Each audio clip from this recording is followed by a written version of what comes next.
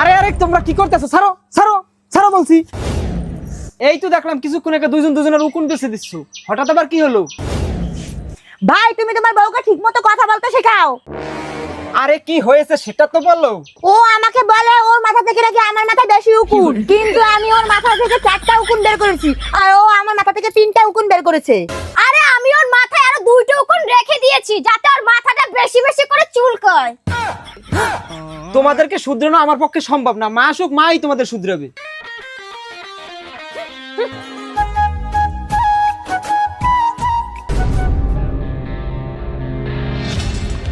মা কখন যে আসবে? এত সরে দাঁড়া, মা আমার জন্য ভালো জিনিস আনবে। তুই চুপ কর, মা আমার জন্য ভালো জিনিস আনবে।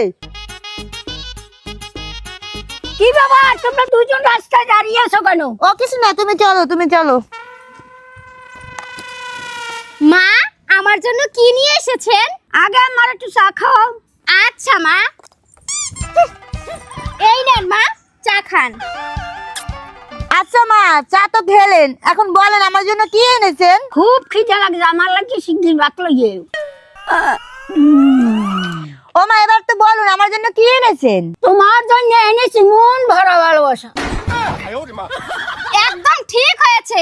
মা আমার জন্য কি এনেছেন একটু বলুন না। তোমার জন্য এনেছি অনেক আশীর্বাদ।